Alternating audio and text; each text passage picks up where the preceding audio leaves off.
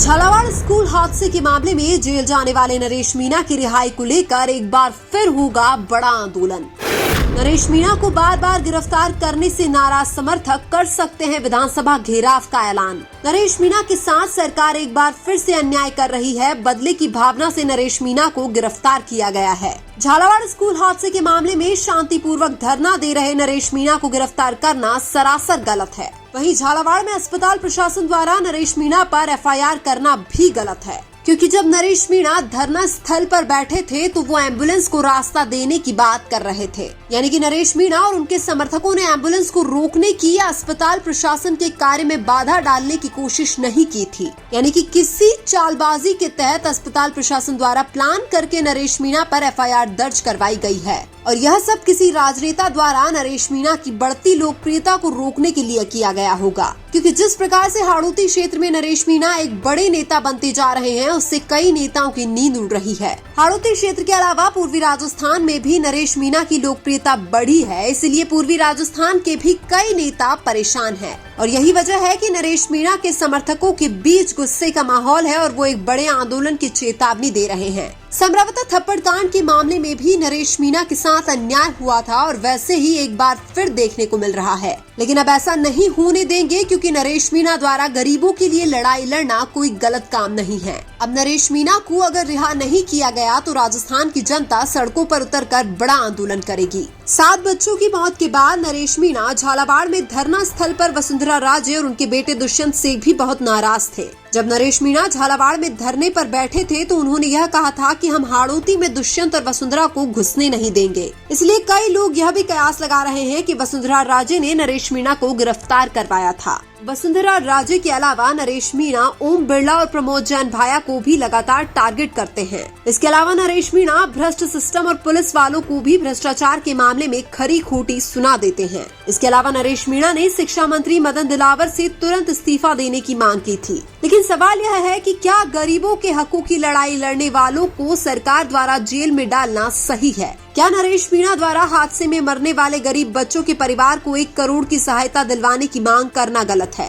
हालांकि धरना स्थल पर नरेश मीणा काफी गुस्से में दिखाई दे रहे थे, लेकिन 7 मासूम बच्चों की मौत पर गुस्सा आना भी जायज है। और यह बात भी सच है कि झालावाड़ स्कूल हादसे के मामले में 7 मासूम बच्चों की मौत का जिम्मेदार भ्रष्ट सिस्टम है। अगर झालावाड़ में सिस्टम भ्रष्ट नहीं होता और स्कूल की बिल्डिंग सही होती तो आज 7 मासूम बच्चे जिंदा होते और इन 7 बच्चों की मौत के जिम्मेदार कहीं न कहीं राजस्थान के नेता और राजस्थान की सरकार भी है। खासकर राजस्थान का शिक्षा मंत्री भी इन बच्चों की मौत का जिम्मेदार है, क्योंकि स्कूल को ठीक करना शिक्षा मंत्री की जिम्मेदारी होती है। जब किसी स्कूल में कोई बच्चा अच्छे काम करके नाम कमाता है तो शिक्षा मंत्री और नेता फोटो खिंचवाकर श्रेय ले जाते हैं। इसलिए जब स्कूल की बिल्डिंग गिरी है तो उसकी जिम्मेदारी भी शिक्षा मंत्री और सरकार के नेताओं को लेनी चाहिए। अक्सर हम देखते हैं कि कोई छात्र अच्छा काम करते हैं तो उसका श्रेय शिक्षा मंत्री और मुख्यमंत्री बहुत ही जल्दी ले लेते हैं। अब झालावाड़ में अगर स्कूल की बिल्डिंग गिरी है तो उसकी जिम्मेदारी शिक्षा मंत्री और मुख्यमंत्री को तुरंत ले लेनी चाहिए। नरेश मीणा तो अपनी जन क्रांति यात्रा को छोड़कर उन मासूम बच्चों को न्याय दिलाने गए थे,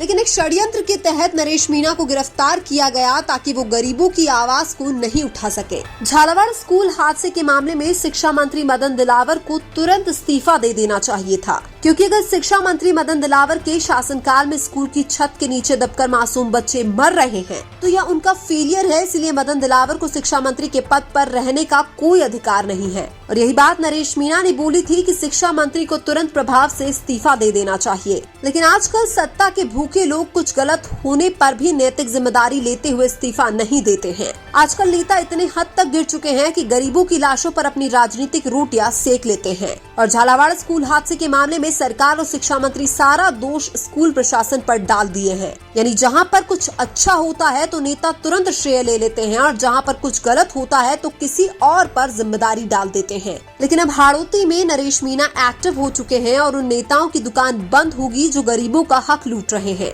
नरेश मीणा हाड़ौती में एक क्रांति ला रहे हैं जिससे गरीब लोगों को अब कोई नेता बेवकूफ नहीं बना पाएगा। नरेश मीणा हाड़ौती में खासकर प्रमोद जैन भाया और ओम बिरला पर आरोप लगाते हैं कि वो धन बल की राजनीति करते हैं। हालांकि अभी नरेश मीणा जेल में हैं और उनकी रिहाई नहीं होने से उनके समर्थकों में गुस्सा है। इसलिए अब अगर नरेश मीणा को जल्दी रिहा नहीं किया गया तो उनके समर्थक एक बड़े आंदोलन का बिगुल बजा देंगे। लेकिन आपको क्या लगता है, क्या नरेश मीणा की रिहाई को लेकर एक बार फिर से बड़े आंदोलन का ऐलान होना चाहिए या नहीं? कमेंट करके जरूर बताइए। वीडियो अच्छा लगा तो लाइक कीजिए और हमारे चैनल मीणा की आवाज को सब्सक्राइब कीजिए। धन्यवाद।